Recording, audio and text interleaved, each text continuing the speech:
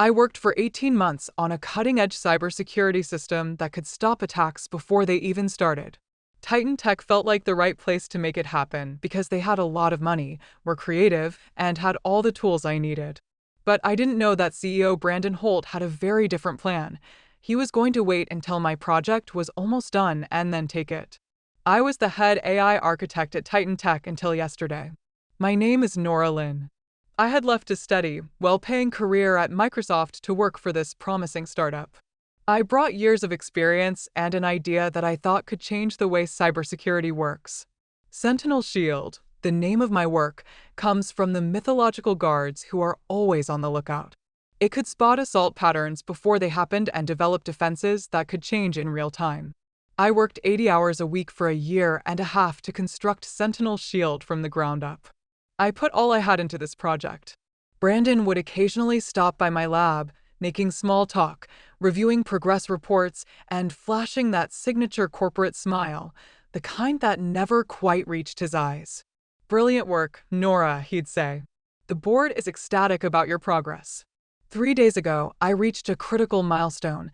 Sentinel Shield successfully intercepted and neutralized a highly sophisticated cyber attack simulation, all without human intervention.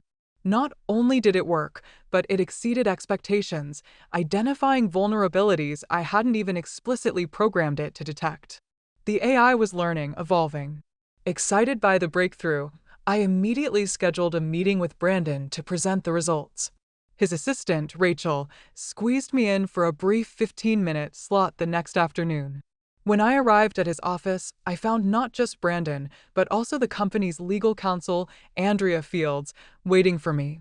"Have a seat, Nora." Brandon gestured to the chair across from him, his expression unreadable. "Andrea is just here as a formality." Something in his tone made my stomach drop. I sat down, gripping my laptop, ready to showcase the demo. "Before we discuss Sentinel Shield," Brandon continued, sliding a document across the table, "we need to address some concerns about your employment agreement." Andrea cleared her throat, her voice devoid of emotion. "Section 14.3 of your contract states that any intellectual property developed using company resources belongs exclusively to Titan Tech." I nodded, already anticipating where this was going. I'm aware of standard IP clauses, but Sentinel Shield was conceptualized long before I joined Titan Tech. I have documentation proving that. Andrea barely blinked. While you may have had a basic idea, the fully functional system was developed here, on Titan Tech's time, using Titan Tech's resources. Brandon leaned forward, the pretense of friendliness dropping. "Let's be honest, Nora. Sentinel Shield belongs to Titan Tech. The board believes your compensation package is more than fair for your contribution." I frowned. "Compensation package?" He gave a thin smile. "Your contract includes a success bonus. You'll receive a one-time payment of $300,000 once Sentinel Shield launches. That's more than generous by industry standards." The words hit me like a punch. $300,000 for a system that would be worth billions, for 18 months of relentless work, for my research, my innovation. Brandon, oblivious to my growing fury, continued, "Tomorrow, I'll be presenting Sentinel Shield to our biggest investors. We expect to secure an additional $75 million in funding. After that, we officially announce Titan Tech's groundbreaking new cybersecurity solution." I stared at him, my hands tightening into fists. "You're firing me?" Andrea sighed. "We're transitioning you out, effective immediately. Of course, with your bonus." "Congratulations, Nora." Brandon smirked, a predator who had cornered his prey. "Your employment is officially terminated." But what he didn't realize was that I had anticipated this betrayal, and Sentinel Shield, let's just say I had coded in a little surprise.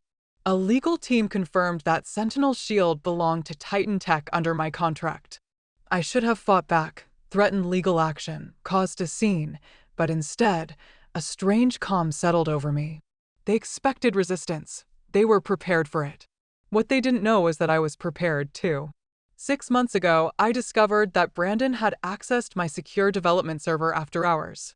Nothing had been taken, but the intrusion set off an alert I had embedded in the system. From that moment, I began building safeguards, not just to protect Sentinel Shield from external threats, but from internal ones too. I nodded, keeping my expression neutral, and handed over my laptop. Of course, Mr. Holt, I said smoothly. Good luck with the investor demo tomorrow. Security escorted me back to my office, watching closely as I packed my personal belongings into a cardboard box. I left the building, badge in hand, carrying that box like every other corporate cast-off. But unlike most, I wasn't leaving empty-handed. I smiled to myself, thinking about the special piece of code I had embedded into the presentation, set to activate exactly 10 minutes into the demo. That night, I didn't panic. I didn't scramble for revenge. Instead, I ordered takeout, watched a few episodes of a mindless sitcom, and waited. At exactly 9:30 p.m., my phone rang. It was Rachel, Brandon's assistant. He wants to see you, she said without preamble. I glanced at the clock. It's almost 10 o'clock. He says it's urgent, she replied. A car is already on its way. 40 minutes later, I was back at Titan Tech, escorted into the sleek conference room. Brandon sat alone at the head of the table. His usual polished, confident demeanor was gone. His tie was loosened, his hair a mess, and the veins in his temple were visible from where he had run his hands through his hair repeatedly. Fix it, he snapped the moment the door closed behind me. I took my time settling into a chair, deliberately slow. Fix what exactly? Don't play games, Nora, he seethed. You sabotaged the demo. I arched an eyebrow. How could I? I've been gone for 24 hours. Security watched me clean out my desk. I didn't take any devices. I didn't access any systems. Brandon slammed his hand on the table. The test run crashed the entire system. It started flagging threats that don't exist, generating thousands of false positives. It's completely unusable. I tilted my head, feigning innocence. Sounds like a technical issue, I said. Have you tried turning it off and on again? His face flushed an angry red. This isn't funny. We have 12 major investors coming tomorrow. There's $75 million on the line. Your investors, I corrected, your system now. Brandon took a deep breath, forcing himself to regain composure.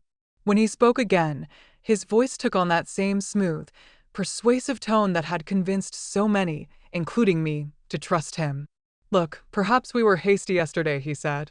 I'm prepared to discuss a more equitable arrangement, co-creator credit, a larger compensation package, maybe even some equity.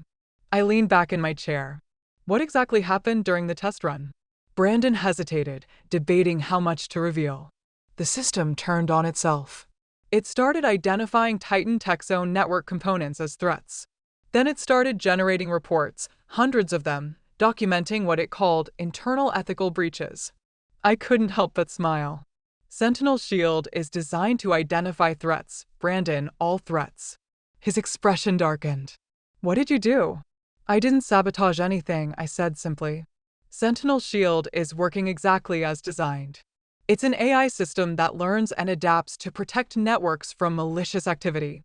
During development, I fed it case studies of cyber attacks, including cases where the threat came from inside organizations. Brandon's face drained of color. You taught it to spy on us? I taught it to recognize threats, wherever they originate. Understanding dawned in his eyes.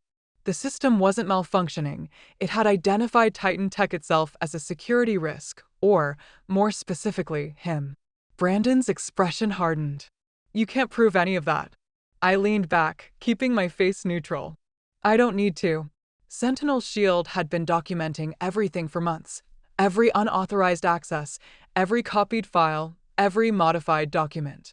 It was all neatly compiled in the reports it generated, complete with timestamps, access logs, and recorded keystrokes. The silence that followed was profound.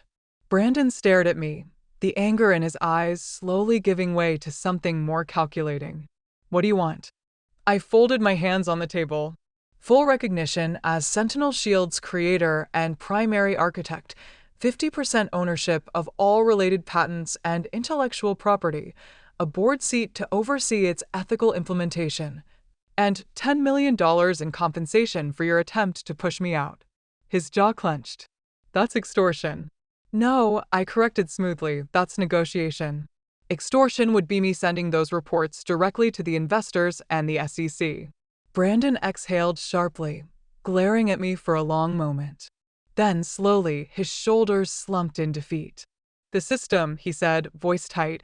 Can you fix it before tomorrow's demo? Sentinel Shield doesn't need fixing, I said.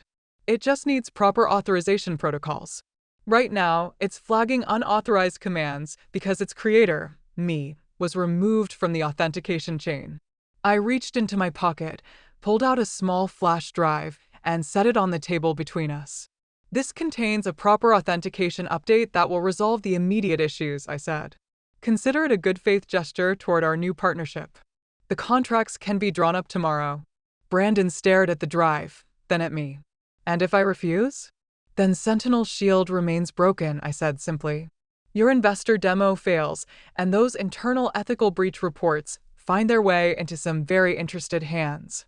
For a moment, I thought he might argue, but then, with a resigned exhale, he reached for the flash drive. You planned this all along, he muttered. I smiled. No, I corrected. I hoped it wouldn't be necessary. But after finding you in my secure server 6 months ago, I built in protections for the system and for myself. His eyes narrowed. How did you know I'd try to cut you out? I stood, picking up my bag. I didn't, I admitted, but Sentinel Shield is designed to recognize patterns and predict threats before they materialize. I gave him a pointed look. I guess some of that rubbed off on its creator. The next morning, I arrived at Titan Tech as the newly appointed co-founder and chief technology officer. Brandon introduced me to the investors with a smile that never quite reached his eyes. The demo proceeded flawlessly. Sentinel Shield neutralized every simulated attack thrown at it with elegant precision. One investor, clearly impressed, turned to Brandon with an eager question. Amazing system. What inspired its development? Brandon hesitated, just long enough for me to enjoy the moment. Then, with barely concealed reluctance, he answered, it was actually Nora's brainchild, her vision from the beginning. Titan Tech just provided the environment for that vision to flourish. I smiled, stepping into technical questions. As I spoke, my phone buzzed with a notification. Sentinel Shield authentication restored. Threat neutralized. System integrity restored. Creator protections active. The AI was learning faster than I'd anticipated.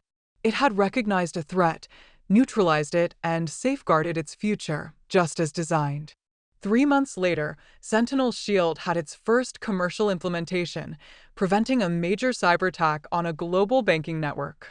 The incident, which could have resulted in an estimated $340 million in damages, instead solidified Sentinel Shield as the gold standard in cybersecurity. Brandon and I maintained a professional relationship. He focused on business development, where his skills were genuinely valuable. I led technical innovation, where my expertise was irreplaceable. We were not friends, and we never would be, but we had reached an equilibrium that worked. Sometimes I wondered if I could have handled things differently, taken legal action, fought it out in court.